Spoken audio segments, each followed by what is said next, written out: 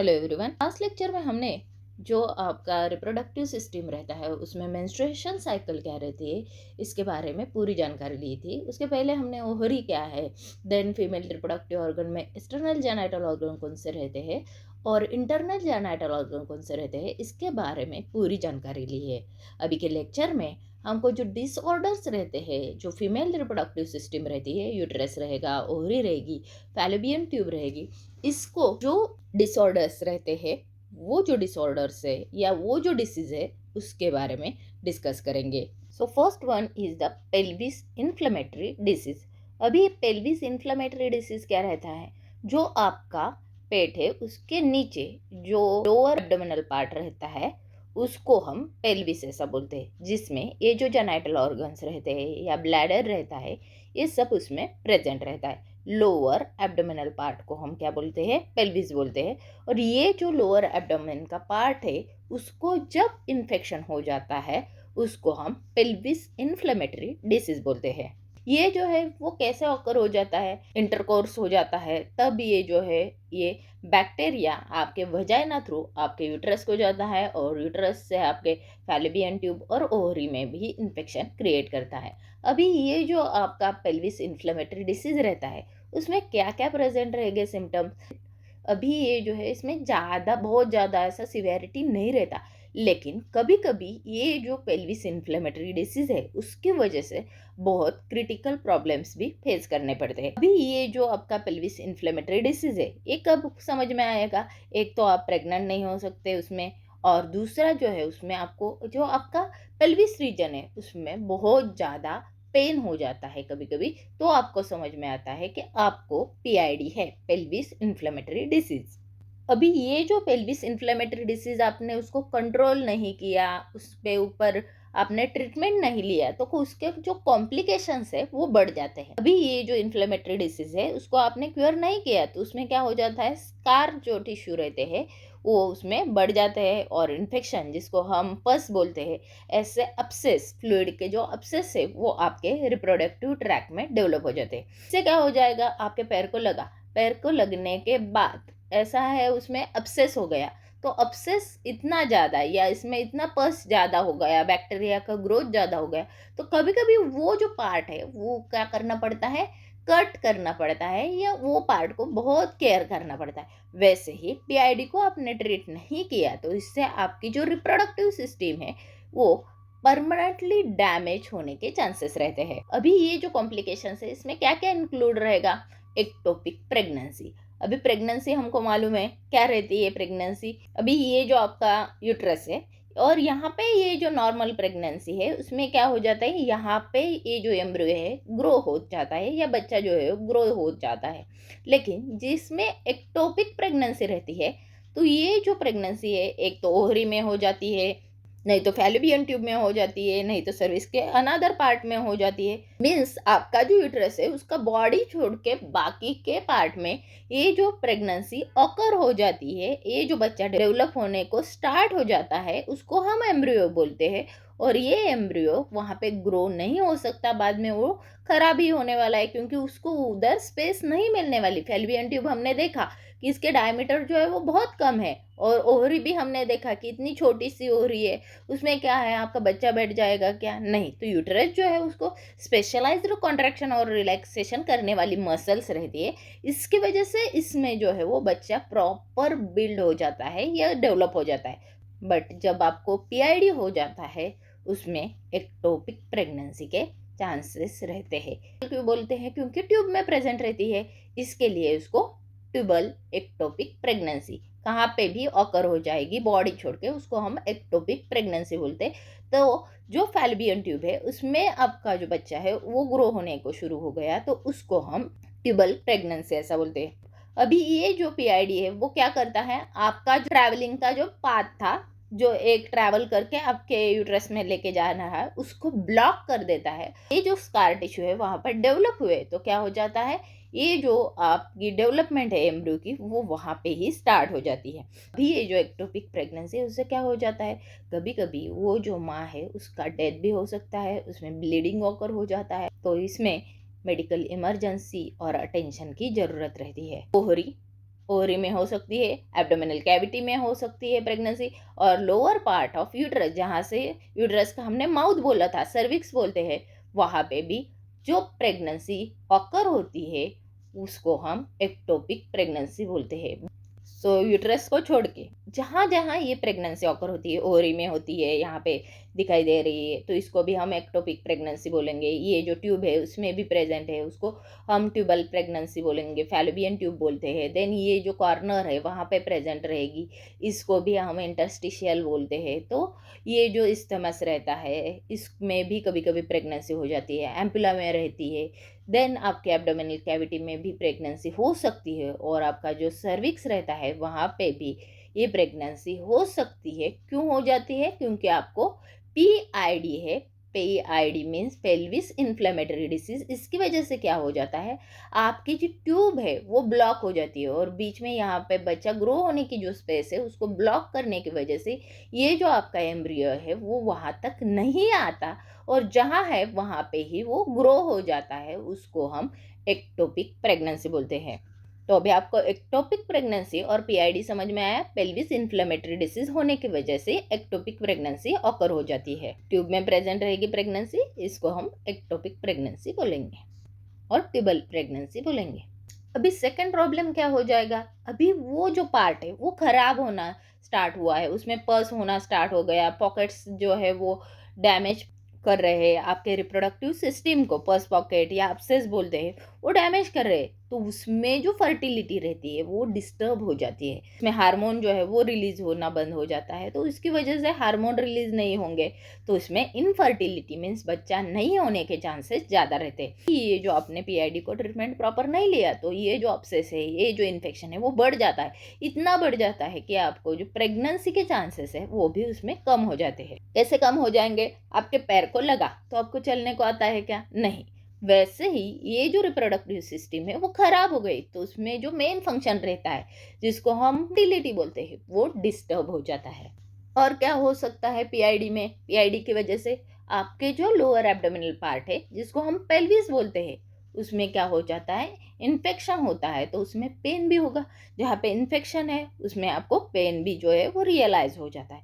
Next is the ट्यूबो ovarian obsess. अभी ये जो ट्यूबो ओवेरियन अब्सेस है वो क्या है, ट्यूब में या ओवरी में क्या हो जाता है, पस के पॉकेट्स फॉर्म हो जाते हैं। अभी ये जो अब्सेस है वो कहाँ पे हो जाएंगे, आपके हमने फैलोपियन ट्यूब बोला था उसमें हो जाएंगे, पेल्विस के अदर ऑर्गन वहाँ पे प्रेजेंट है उसमें हो जाएगा, और इसको हम ट्रीट नहीं किया तो ये जो आपका इन्फेक्शन है इसकी वजह से आपकी जान भी जा सकती है।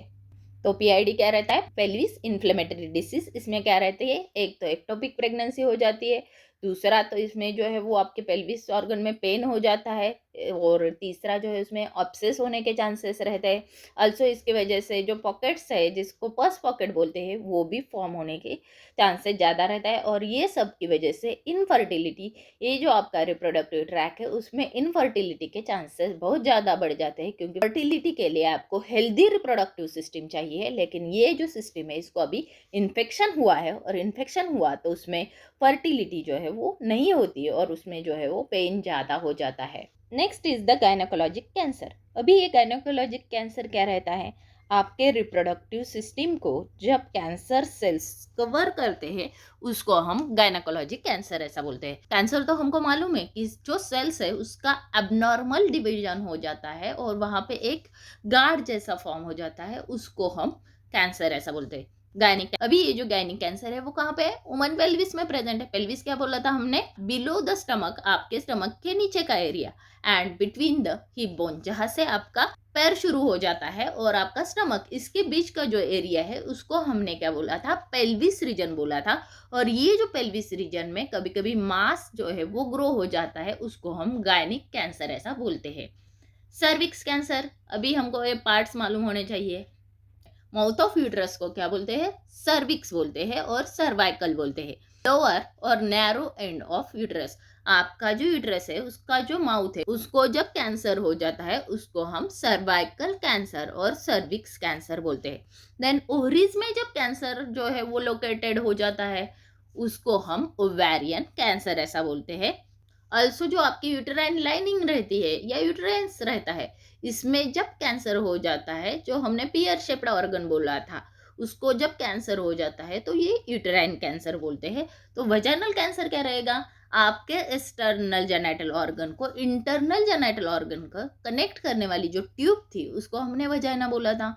और ये vagina hollow tube like structure, इसमें जब एबनॉर्मल सेल्स का डिवीजन हो जाता है उसको हम वजाइनल कैंसर बोलते हैं।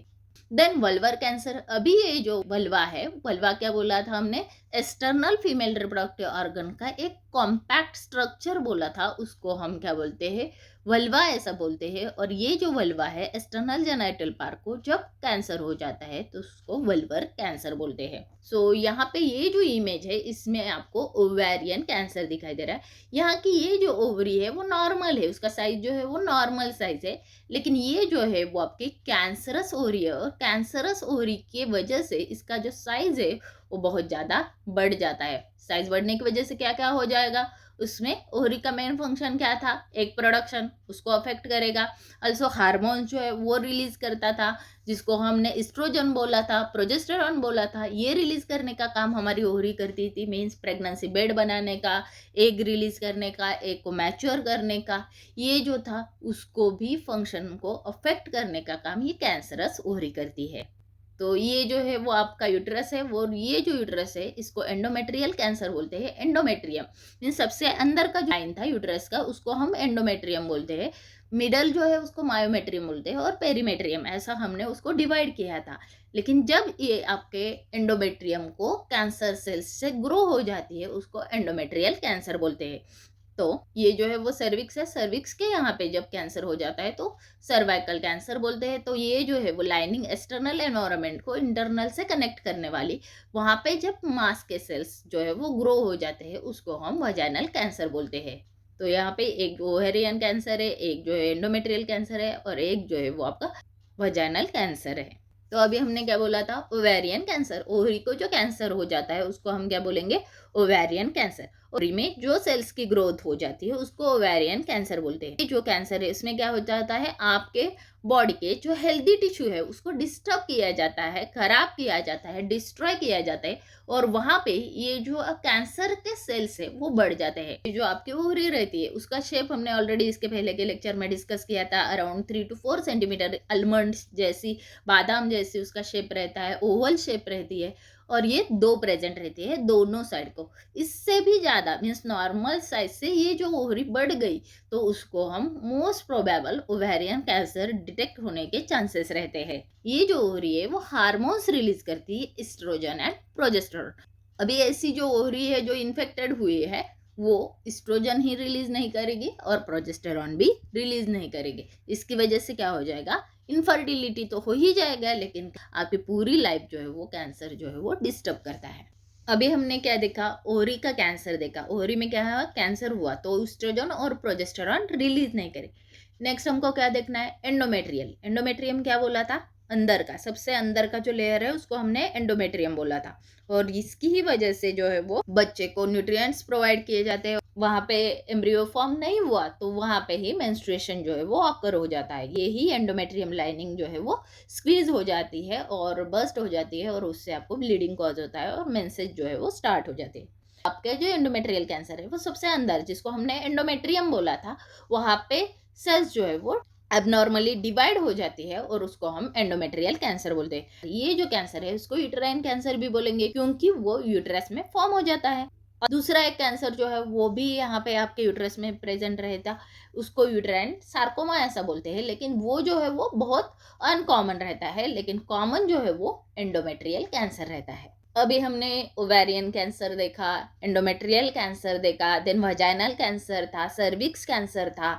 ये जो कैंसर है ये क्यों हो जाते हैं, इसका कॉज क्या है, एग्जैक्टली जो कॉज है अभी तक डॉक्टर को भी मालूम नहीं कि ये जो कैंसर है वो क्यों हो जाता है। मे बी ये जो है वो आपके जीन्स में म्यूटेशन हो के मम्मी के मम्मी को या पापा के मम्मी को या उनके पहले के ग्रैंड मदर को, इनको किसी को कैंसर होगा और वो आपके वहाँ पे जेनेटिकली ट्रांसफ़र होता है, या आपका जो डीएनए है उसमें कुछ चेंजेस हो जाते हैं, म्यूटेशन हो जाता है, उसकी वजह से भी आपको जो है वो कैंसर हो जाता है। जो आपकी सेल्स है उसमें डीएनए प्रेजेंट रहता है, वो ही डिसाइड करता है सेल्स कैसी ग्रो होनी चाहिए, उसमें कैसे चेंजेस होने चाहिए। और ये जो सेल्स है एंडोमेट्रियम के जिनको कैंसर हुआ है, उसमें जो डीएनए रहता है उसमें म्यूटेशन हो जाता है और चेंजेस हो जाते हैं। ये म्यूटेशन की वजह से क्या हो जाता है, आपकी जो नॉर्मल सेल्स थी जो आपके एंडोमेट्रियम में प्रेजेंट रहती है, और वो उसको रिप्लेस करके वहां पे एबनॉर्मल सेल्स जो है वो फॉर्म करता है। ये जो हेल्दी सेल्स है उनका एक रेट रहता है, धीरे धीरे करके ग्रो होती है, भी एक सेट टाइम रहता है। जैसे हमने हाथ को देखा तो उसके ऊपर जो है वो ड्राई स्किन हो जाती है, और ड्राई स्किन होने के बाद वो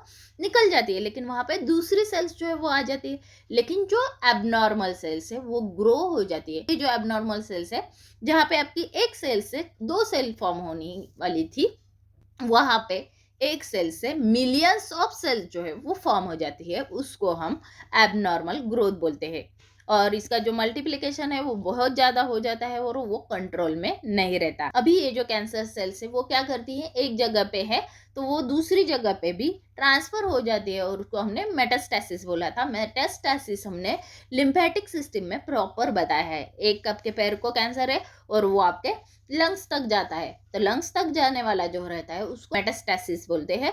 तो पैर का जो है उसको प्राइमरी कैंसर बोलते हैं। अभी हमने ये जो एंडोमेट्रियम या कौन सा भी कैंसर है उसके क्या देखे, कॉजेस देखे। कॉजेस क्या थे, म्यूटेशन हो जाता है, वहां पे जो डीएनए है उसमें चेंजेस हो जाते हैं। अभी ये चेंजेस क्यों हो जाते हैं, उसके रिस्क फैक्टर क्या रहते हैं। अभी ये जो आपके हार्मोन्स रहते हैं जिसको हम फीमेल रिप्रोडक्टिव सिस्टम में रिलीज होने वाले हार्मोन्स बोलते हैं, जो होरी जो हार्मोन रिलीज करती है एस्ट्रोजन और प्रोजेस्टेरोन, इसमें जब कुछ चेंजेस हो जाते हैं, बैलेंस नहीं होते, तो आपका जो एंडोमेट्रियम है उसमें चेंजेस होने के चांसेस रहते हैं। अभी ये जो आपके कैंसर के सेल्स है ये क्या करते हैं, आपके जो अमाउंट ऑफ एस्ट्रोजन है उसमें चेंजेस लाते हैं। अभी एस्ट्रोजन क्या था, जो एक जो है उसको स्टिमुलेट करने वाला था, उसको हमने एस्ट्रोजन बोला था। और जो प्रोजेस्टेरॉन था वो क्या करता था, प्रेगनेंसी का बेड जो है वो प्रिपेयर कर।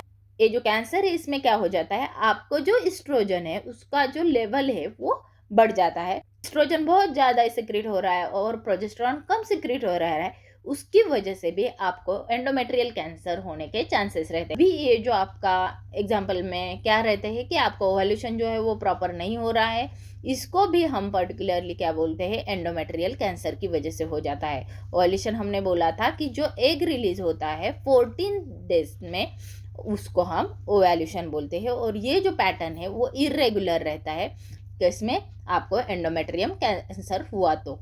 अल्सो जो पॉलीसिस्टिक ओवरी है इसको हम पीसीओडी बोलते हैं, वो भी सिंड्रोम जो है वो इसमें फॉर्म हो जाता है, क्योंकि इसमें एस्ट्रोजन जो है वो ज़्यादा हो जाता है। एस्ट्रोजन क्या डेवलप करता है, फॉलिकल्स जो है उसको डेवलप करता है, और ऐसे जो फॉलिकल्स है वो बहुत ज़्यादा डेवलप होने की वजह से आपको पॉलीसिस्टिक ओवरी जो है वो हो जाती है। अल्सो डायबिटीज़ और ओबेसिटी की वजह से भी आपको जो है एंडोमेट्रियल कैंसर रहते हैं। Next is the more year of menstruation. Means क्या कि एक नॉर्मल पैटर्न था, हमने क्या देखा था, मेनार्च देखा था। मेनार्च 12 ईयर के बाद जो है आपका मेनार्च स्टार्ट होता है। फर्स्ट मेंस्ट्रुअल साइकिल को हमने मेनार्च बोला था और लास्ट को हम मेनोपॉज बोलते हैं। और वो जो साइकिल है वो आपका जो है वो 12 से 50 यहाँ तक जो है वो आपका रेगुलर है वो मेंस्ट्रुएशन साइकिल रहता है। लेकिन ये जो आपका साइकिल है वो चेंज हुआ तो क्या हो जाता है, इसकी वजह से भी आपको एंडोमेट्रियल कैंसर जो है वो हो जाता है। ऐसे पहले जो है वो अब स्टार्ट हुआ है और 50 के बहुत बाद अभी तक उसने आपका जो मेंस्ट्रुएशन है वो स्टॉप ही नहीं हुआ, और उसकी वजह से आपको एंडोमेट्रियल कैंसर होने के चांसेस रहते हैं। एस्ट्रोजन हमने बोला कि पीरियड्स ज्यादा रहेंगे तो एस्ट्रोजन भी ज्यादा रहेगा। एस्ट्रोजन ज्यादा होने की वजह से आपको एंडोमेट्रियल कैंसर के चांसेस ज्यादा रहते हैं। Next is the never having been pregnant. अभी प्रेगनेंसी नहीं होने की वजह से भी आपको एंडोमेट्रियल कैंसर होने के चांसेस रहते हैं। देन आपका एज ज़्यादा हुआ, इसकी वजह से भी आपको जो है जैसे जैसे आप ओल्ड हो जाते हैं उसमें जो है वो फीमेल में एंडोमेट्रियल कैंसर जो है वो बहुत ज़्यादा पाया जाता है। अभी जो आपका एंडोमेट्रियल कैंसर है वो आपका जैसे जैसे एज बढ़ जाता है और वैसे वैसे आपके जो एंडोमेट्रियल कैंसर है वो आफ्टर मेनोपॉज मीन्स 50 ईयर के बाद एंडोमेट्रियल कैंसर होने के चांसेस रहते हैं। ओबेसिटी, आप बहुत ज़्यादा ओबेस है या आपका वेट ज़्यादा है, इसकी वजह से भी आपको एंडोमेट्रियल कैंसर होने के चांसेस रहते हैं। Hormonal therapy for the breast cancer. अभी ये जो ब्रेस्ट कैंसर रहता है और जैसे जैसे हमने बोला है कि ओवेरियन कैंसर है या कुछ अदर का कैंसर है, वो कैंसर फीमेल को पहले हुए हैं, और दूसरा जो है उसमें आपने उसमें थेरेपीज लिए, हार्मोनल थेरेपी, क्योंकि उसकी वजह से आपको जो कैंसर है वो कंट्रोल करने का काम किया जाता है। लेकिन ये जो आपने हार्मोन्स की थेरेपी ली है वो बहुत ज़्यादा हुई, या उसमें कुछ ड्रग्स रहते हैं, इसकी वजह से भी ये जो कैंसर है उसका रिस्क एंडोमेट्रियल कैंसर का बढ़ जाता है। Next is the inherited colon cancer syndrome. यहाँ पे ही कोलॉन प्रेजेंट रहते हैं, जिसको हमने लार्ज इंटेस्टाइन बोला था, और ये से जो कोलॉन कैंसर है इसकी वजह से भी एंडोमेट्रियल जो कैंसर है वो होने के चांसेस रहते हैं। इसको लीच सिंड्रोम अल्सो बोलते हैं। अभी ये लीच सिंड्रोम क्या हो जाता है, आपके जीन्स में चेंज हुआ तो इसको हम क्या बोलते हैं, लीच सिंड्रोम ऐसा बोलते हैं, कि आपका हेरिडिटरी जो है वही रिस्पॉन्सिबल रहता है कैंसर कॉज करने में रहता है। अभी के लेक्चर में हमने एक्टोपिक प्रेगनेंसी क्या रहता है, नॉर्मल प्रेगनेंसी कैसे रहती है, एक्टोपिक प्रेगनेंसी और नॉर्मल में क्या डिफरेंस रहता है, आल्सो ओवेरियन कैंसर क्या रहता है, देन एंडोमेट्रियल कैंसर क्या रहता है, एंड वजाइनल कैंसर क्या रहता है, इसके बारे में पूरी जानकारी ली है। नेक्स्ट लेक्चर में हम नेक्स्ट के जो डिसीजेस रहेंगे, जैसे कि फाइब्रॉइड बोलते हैं, एंडोमेट्रोसिस बोलते हैं, ये जो डिसीज है, और पॉलीसिस्टिक ओवरी डिसीज जो है उसके बारे में डिस्कस करेंगे। Thanks for watching, and don't forget to like, share and subscribe.